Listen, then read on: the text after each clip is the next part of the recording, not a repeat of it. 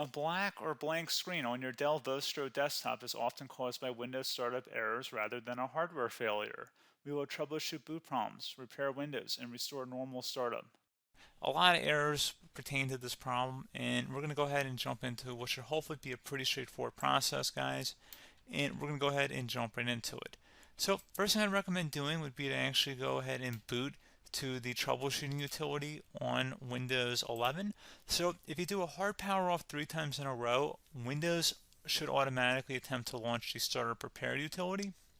And if it doesn't find anything, it will give you the option to select advanced settings, in which case it will take you to a screen that looks like this. Now, if it does not take you to a screen that looks like this, or you're unable to get to that, you can also download the Windows 10 Media Creation Utility, or Windows 11. They probably will make a creation utility for Windows 11 at some point. And it doesn't really matter, you can actually run the Windows 10 utility on Windows 11 as far as I'm aware. And you should be able to run the troubleshooting utilities built in within it. So you just would go ahead and download it to an ISO file and then burn it to a DVD or USB.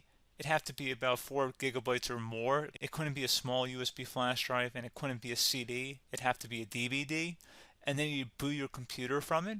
So depending on the computer manufacturer, you'd have to tap a different key on your keyboard in order to launch that menu, in order to select what boot drive you want to go off of. So it could be anything between the escape key, F2, F8, F12, for example, and those are the function keys on the top of your keyboard. So you may have to just do a little bit of trial and error. Shouldn't take you more than a couple minutes. Googling it would probably be best before you even begin. But anyway, we're ready to go ahead and jump right into it. So we're on the choose an option page. So these will look very similar whether you're booting from it directly within Windows itself, or if you're plugged in a USB flash drive with the media creation utility installed and you selected the recovery option. So when you are setting up your Windows 11 installation or Windows 10, depending on the drive you're using, there should be an option to repair your computer in the bottom left corner of the dialog window, one of the first screens that comes up. You go ahead and select that, and then it would take you to a troubleshooting screen like you see here. And you want to go ahead and select troubleshoot, reset your PC, or see advanced options. And then there are going to be a whole bunch of options in here that we're going to explore in today's video. The first one, we're going to actually go underneath advanced options and then select startup repair, fix problems that keep Windows from loading. So go ahead and select that first.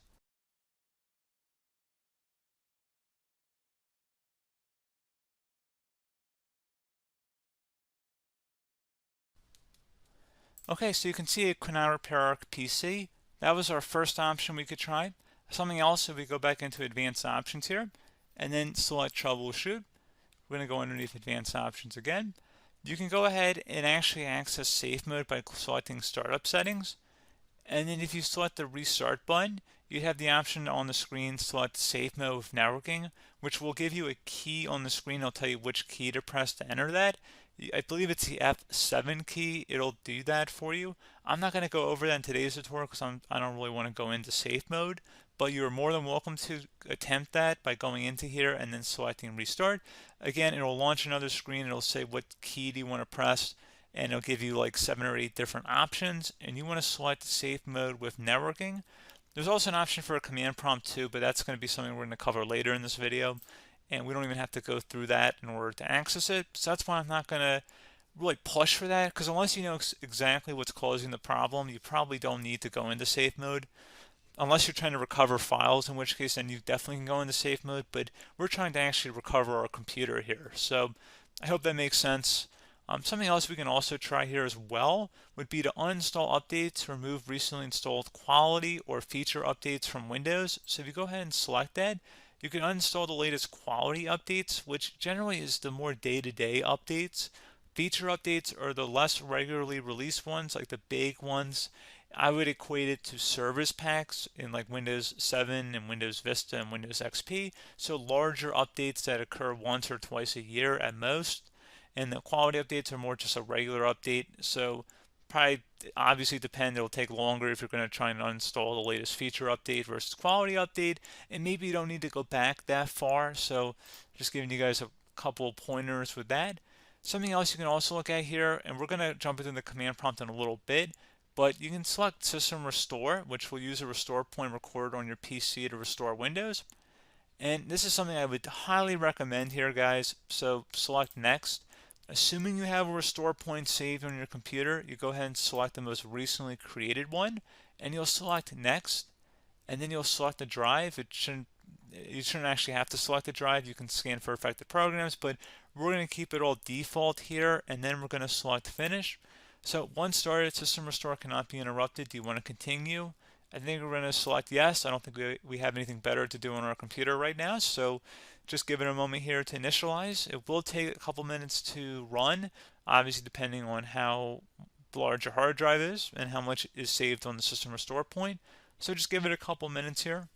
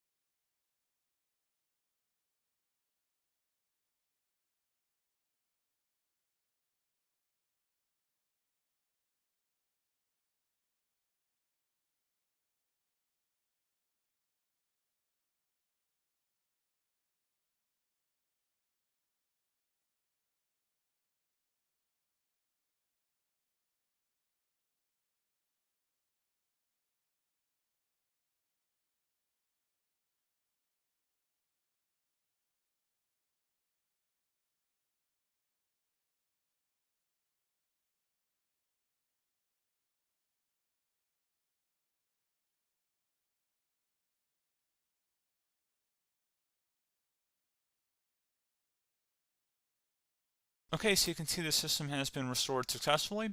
We're going to go over a couple different methods addition to that if that did not work. So I'm just going to pause the video and we're going to start back on the recovery screen that we started with. Okay, so a couple other things we can try here too. If you go back into troubleshoot, you can select reset your PC while you choose to keep or remove your personal files and then reinstalls Windows. You can select to keep my files, which will remove apps and settings but keeps your personal files. You can also select remove everything, which will remove all of your personal files, apps, and settings. So this is more of a factory reset, the second option here. First option, it should not delete all of your personal files. However, it will pretty much clear most of your programs. And keep in mind, there's no guarantee that your information, number one, is even still available and easily recoverable on your computer to the point that you actually would be able to recover anything. And the second point is that there's always a chance that it won't actually recover and it will just do a factory reset anyway. So there's no guarantee that actually would keep your files anyway. So I would recommend trying to get a recovery tool and backing that up first before selecting it anyway. But again, those are a couple different options. And then something else you can try here if you go back to the choose an option. Another option, if you go underneath choose an option and select troubleshoot, advanced options, and now select where it says command prompt. Okay, so the first thing we should do is type our main hard drive here. In most cases, it should be the C drive. So you just do a C colon and then hit enter on your keyboard. So once you're underneath the C drive, we're going to type in dir and then hit enter on your keyboard. It should have program files, users, and Windows all in there. That's how you know you're in the right directory.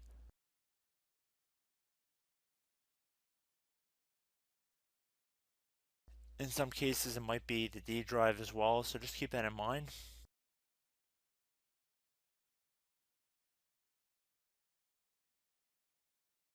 Next thing we're going to do is type in cd space / Windows / system 32 / config, and then you're going to hit enter on your keyboard.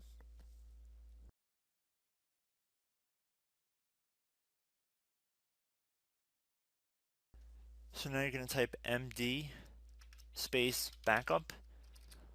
If you've seen other tutorials, it might also say to put down md backup. That's because the backup name is pretty common when you want to back something up. So you can name this whatever you want, doesn't have to be backup. So if you've already made a backup folder in the past, you could do backup 1, for example. So once you're done setting the name you want the backup to be called, hit enter on your keyboard again.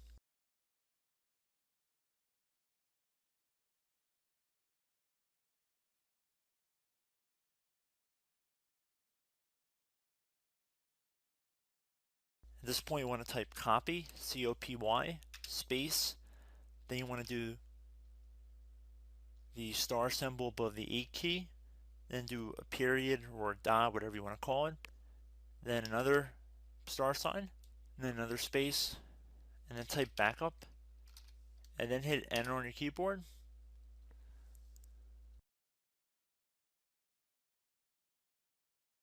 Now you want to type cd reg back, REGBACK,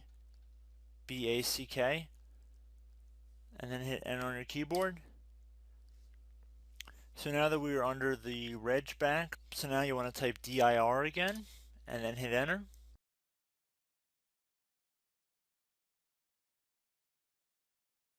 So now at this point we're going to type copy again. So copy, space, star sign, dot, another star sign, space, and then 2 dots. So we're going to type copy, space, star sign, dot, sign,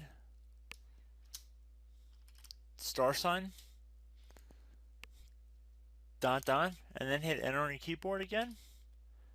So for overwrite, you want to overwrite all. So type A on your keyboard, so capital A, and then hit enter on your keyboard.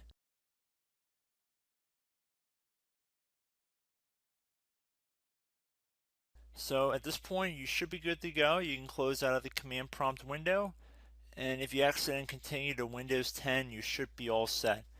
So I hope one of these 3 or 4 different methods we went through in this tutorial helped you guys out.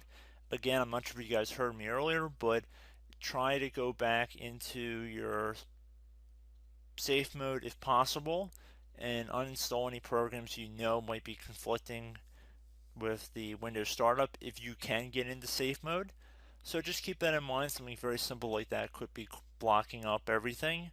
So again, I hope this tutorial helped you guys out, and I will catch you in the next tutorial. Goodbye.